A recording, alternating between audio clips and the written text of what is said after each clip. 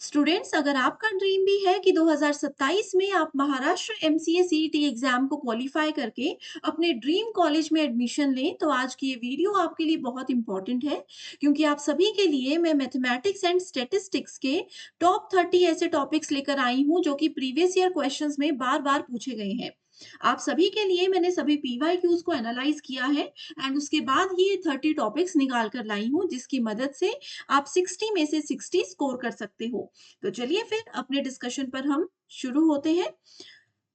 सबसे पहले आप लोगों को टॉप 10 ऐसे टॉपिक्स बताऊंगी जो कि किसी भी हालत में आपको छोड़कर नहीं जाने हैं। मोस्ट प्रायोरिटी पर इन टॉपिक्स को आपको रखना है। तो सबसे पहला सवाल जो हमारा बनता है वो बनता है प्रोबेबिलिटी से। ठीक है?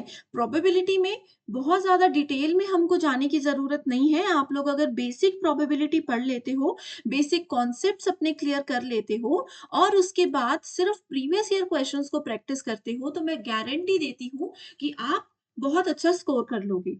सेकंड टॉपिक आ जाता है ट्रिग्नोमेट्री।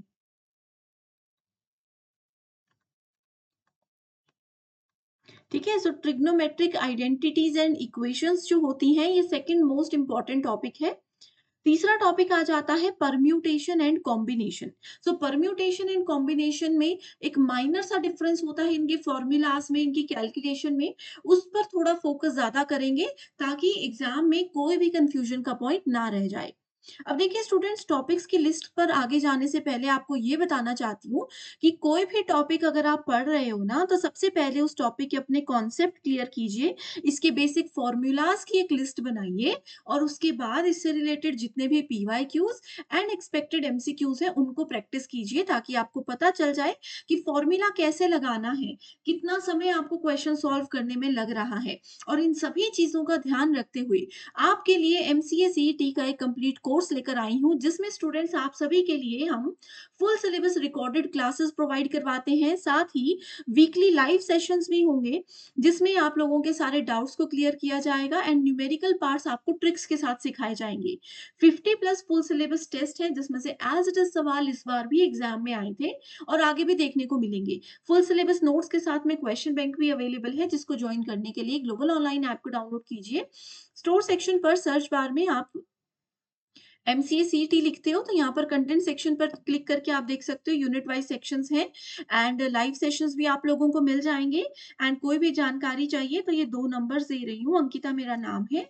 इन नंबर्स पर भी आप कांटेक्ट कर सकते हो। ठीक है स्टूडेंट्स, तो 3 टॉपिक्स मैंने आप लोगों को बता दिए। फोर्थ इंपॉर्टेंट टॉपिक आ जाता है डिफरेंशियल इक्वेशंस। डिफरेंशियल इक्वेशन में बेसिकली जो फर्स्ट ऑर्डर से रिलेटेड कॉन्सेप्ट्स हैं, वो हमको पढ़कर जाने हैं। पांचवा इंपॉर्टेंट टॉपिक आ जाता है कोऑर्डिनेट ज्योमेट्री। ठीक है, कोऑर्डिनेट ज्योमेट्री है जिसमें कि स्ट्रेट लाइंस पर ज्यादा फोकस आपको करना है। सिक्स्थ टॉपिक आ जाता है सर्कल। सेवेंथ इंपॉर्टेंट टॉपिक आ जाता है बायनोमियल डिस्ट्रीब्यूशन।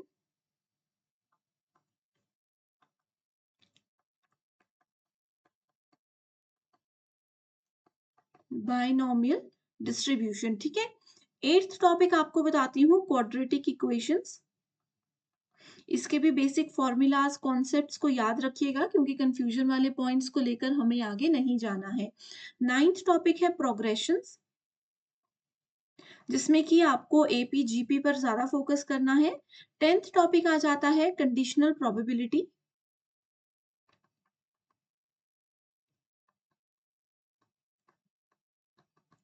ठीक है स्टूडेंट्स, तो ये टॉप 10 ऐसे टॉपिक्स हैं जिस पर सबसे ज्यादा फोकस आप लोगों को करना है। कुछ भी हो जाए, इन टॉपिक्स को मिस करने की गलती बिल्कुल भी मत कीजिएगा, ठीक है। इसके अलावा अगले टॉपिक्स पर बढ़ते हैं। 11th टॉपिक है हमारा random variable. Random variable and probability distribution. 12th topic आ जाता है बायनोमियल थ्योरम। 13th नंबर का टॉपिक आ जाएगा हमारा हाइट एंड डिस्टेंस। बेसिकली इसमें ट्रायंगल की प्रॉपर्टीज को आपको पढ़कर जाना है। काफी इंपॉर्टेंट क्वेश्चन है, काफी इंपॉर्टेंट टॉपिक है। टॉपिक नंबर 14 आ जाता है वेक्टर अलजेब्रा। 15th नंबर पर आ जाता है एल्जेब्रिक एक्सपेंशन।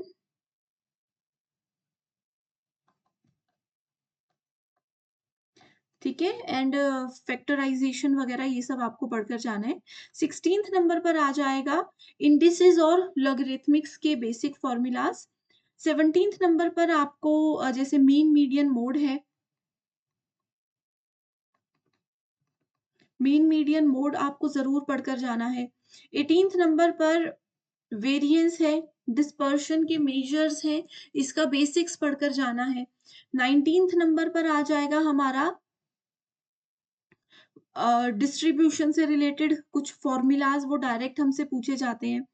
20th नंबर का टॉपिक आ जाएगा correlation and regression, correlation and regression. So top 10 के बाद ये जो 11 से लेकर 20 तक टॉपिक्स आपको बताए हैं, ये टॉपिक्स ऐसे हैं जिसमें से बेसिक्स अगर आप कर लेते हो तो काफी हेल्प आपको मिलेगी। देखिए स्टूडेंट्स, एक बड़े जेन्युइन तरीके से आपको बता रही हूँ, अभी तक, ठीक है, अभी तक जितने भी टॉपिक्स आपको बताए हैं, ज्यादा फोकस इन 20 टॉपिक्स पर करिएगा। कई बार ऐसा होता है कि इन्हीं 20 टॉपिक्स में से आपके 30 क्वेश्चंस बनते हैं। इसके अलावा जो आगे के 10 टॉपिक्स बताऊंगी वो ऐसे हैं कि थोड़े थोड़े पढ़ लेना, बस सिलेबस कवरेज के लिए वो टॉपिक्स इंपॉर्टेंट है, ठीक है। ये स्पीड, टाइम एंड डिस्टेंस, ये आपको बहुत अच्छे से पढ़कर जाना है एंड प्रैक्टिस करने क्वेश्चंस, ताकि टाइम भी मैनेज कर सके। इसके अलावा time and work, time and work के अलावा 23rd नंबर पर जो टॉपिक आता है वो आता है हमारा ratio, ratio and proportion. 24th number पर आ जाएगा परसेंटेज। 25th नंबर पर आ जाएगा जैसे कि सेट एंड वेन डायग्राम्स, इसमें से भी अच्छा स्कोर किया जा सकता है ना। 26th नंबर पर जो टॉपिक आता है वो है मेंस्युरेशन, एरिया, वॉल्यूम, ये सब चीजें इसमें आती है, ठीक है। 27th नंबर पर टॉपिक आ जाएगा जिसमें पैराबोला, हाइपरबोला, इलिप्स, ये सब हमको पढ़ना है। 28th नंबर पर आ जाएगा नॉर्मल डिस्ट्रीब्यूशन। 29th नंबर पर आपको स्क्यूनेस के बारे में थोड़ा सा पढ़ लेना, बहुत इंपॉर्टेंट तो नहीं है बट थोड़ा सा पढ़ लेना, ठीक है। 30th टॉपिक आपको बता रही हूँ कर्व फिटिंग और लीस्ट स्क्वायर्स के बारे में पढ़कर जाना है। ये लास्ट के 2-3 टॉपिक्स जो हैं वो बहुत ज्यादा इंपॉर्टेंट नहीं है, आप इनको बस थोड़ा सा पढ़ लीजिएगा। अब आप सोच रहे होंगे कि मैम 30 टॉपिक्स हैं, क्वेश्चन भी प्रैक्टिस करने हैं, कैसे करेंगे। तो इसीलिए स्टूडेंट्स देखिए, एग्जाम जो है वो आपको पता है कि मार्च अप्रैल में होता है, तो सफिशिएंट टाइम है हमारे पास, राइट। सो सफिशिएंट टाइम है, अभी से पढ़ना शुरू करोगे तो बहुत इजीली सिलेबस कवर हो जाएगा। सबसे ज्यादा टाइम जो है वो पूरे सिलेबस में सिर्फ मैथ्स वाले पोर्शन पे ही लगता है, तो इसको अच्छे से ध्यान दीजिए, बाकी की चीजें इजीली फिर भी हो जाती हैं, ठीक है। तो इसी के साथ स्टूडेंट्स, अगर आपको यूनिट वाइज बाकी के सेक्शंस के भी इंपॉर्टेंट टॉपिक्स की लिस्ट चाहिए तो जरूर मुझे कमेंट करके बताइए, मैं अपने वीडियो में, नेक्स्ट वीडियो में आपको जरूर लेकर आऊंगी। So thank you so much and all the best.